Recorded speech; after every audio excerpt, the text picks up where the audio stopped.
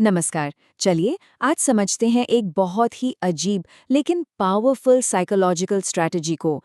वो ये कि कैसे एक नार्सिसिस्ट कंट्रोल करने के लिए जानबूझकर केओस यानी अराजकता का इस्तेमाल करता है। ये एक ऐसी दुनिया है जहां शांति को बोरिंग और स्थिरता को एक खतरा माना जाता है। तो आइए खोलते हैं इनकी प्लेबुक और देखते हैं कि ये सब होता कैसे है। नार्सिसिस्ट अराजकता में फलते फूलते हैं। सुनने में कितना अजीब लगता है ना? लेकिन यही एक लाइन आज की हमारी पूरी बातचीत का सेंटर पॉइंट है। जहां हम सब शांति और सुकून ढूंढते हैं, वहीं इनके लिए केओस ही इनका कंफर्ट जोन है। ये वो माहौल है जहां ये अपने खेल के माहिर होते हैं और दूसरों को कमजोर महसूस कराते हैं। ये सवाल तो दिमाग में आएगा ही, है ना, कि भाई कोई क्यों चाहेगा कि शांति की जगह सब कुछ उथल-पुथल हो? आखिर स्टेबल होने से तो हमें सुरक्षित महसूस होता है। तो फिर कोई जानबूझकर तूफान क्यों खड़ा करेगा? चलिए इसी पहेली को सुलझाने की कोशिश करते हैं, क्योंकि इसका जवाब ही इनकी पूरी साइकोलॉजी की चाबी है। अब देखिए, यहाँ पर दो बिल्कुल अलग-अलग सोच का एक तरह से टकराव है।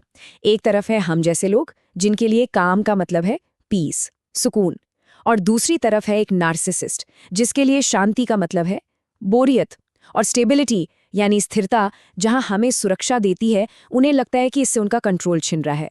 ये एक बहुत बड़ा खतरा है उनके लिए। तो सवाल ये उठता है कि वो आखिर ऐसा करते कैसे हैं, क्या तरीके अपनाते हैं? चलिए अब जरा इनकी प्लेबुक को खोलकर देखते हैं और समझते हैं कि ये जानबूझकर ऐसी सिचुएशन बनाते कैसे हैं। ये हैं उनके कुछ खास हथियार। लोगों के बीच कंपटीशन पैदा करना, जलन की भावना जगाना और हाँ, एक की दूसरे से लगातार तुलना करना। और इन सब तरीकों का मकसद सिर्फ एक होता है, लोगों को आपस में ही उलझाकर रखना। और इन सब में से शायद सबसे पावरफुल तरीका है ट्रायंगल बनाना, मतलब सिचुएशन में किसी तीसरे को ले आना।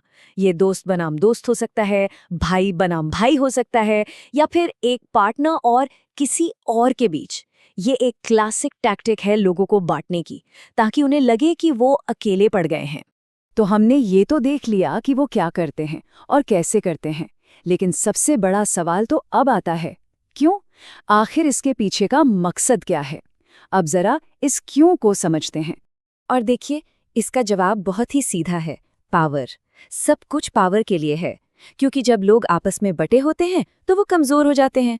और ठीक इसी मौके का फायदा उठाकर नार्सिसिस्ट खुद को सेंटर में ले आता है, एक ऐसी जगह जहां सब लोग बस उसी का अटेंशन पाने में लगे रहते हैं। और इससे उन्हें मिलता है एक जबरदस्त साइकोलॉजिकल फायदा। सोचिए, जब लोग उनकी अटेंशन के लिए आपस में लड़ रहे होते हैं तो उनका ईगो कितना बूस्ट होता होगा। और ये जो पूरा क्योस है, ये सबको इतना थका देता है, इतना कंफ्यूज कर देता है कि किसी में इतनी हिम्मत या एनर्जी ही नहीं बचती कि वो ये सवाल कर सके कि भाई इस पूरे खेल को चला कौन रहा है।